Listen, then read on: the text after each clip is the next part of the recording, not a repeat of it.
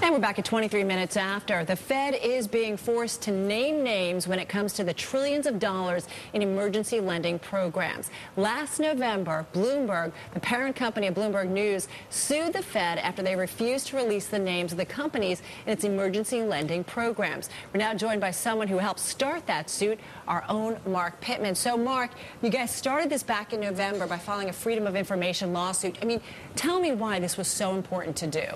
Well, I mean, the Fed essentially doubled its balance sheet over the last, since September 15th when Lehman failed. The concern was that our Fed is taking an extreme risk in lending on assets that, on collateral that doesn't really work.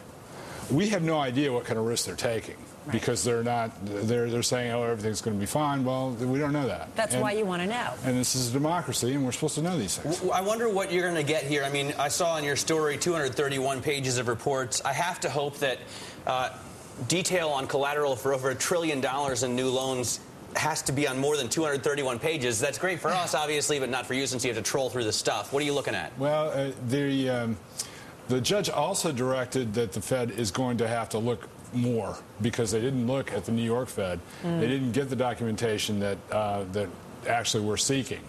So there's going to be a whole new search. That won't be done in 5 days, but it's supposed to be done by, supposed to have a conference on that by the 14th of September. All right, and everybody's going to have access to this information? Yes, or what? everybody, all news media will have access to every member of the public as well. Why, can you explain to us why a Fed whose primary mission or part of its primary mission stated by the new chairman when he came in was transparency would want to hold back this kind of information? I mean, it's our money, right? Well, here's what they're afraid of.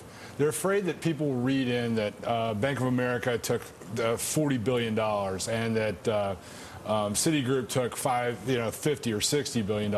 And they're afraid that the public will see that and go, they're in trouble and I need to take my money out. And it's about the movement of deposits.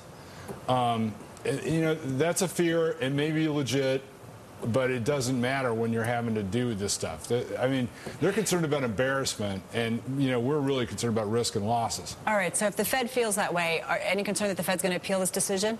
The Fed may appeal this decision. They may? They may. So, ultimately, could we end up not getting the information?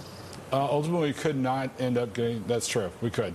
But the opinion is really strong, and this is the chief judge in Manhattan, so therefore, it's pretty sure. Mark, you talk to a lot of folks. I mean, the Fed's concerns about people, if they ultimately know some certain things, that they might pull their money. I mean, is that a valid concern considering, go back to the fall?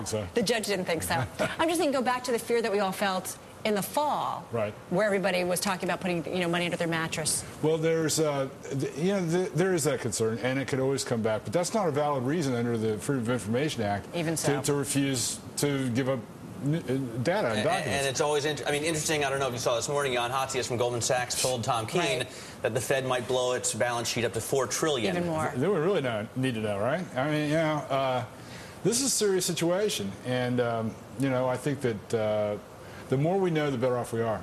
How long until we know? Well, there's 5 days. 5 days. Got it. So Monday. Great. Mark, thank you so much. Bloomberg News' Mark Pittman.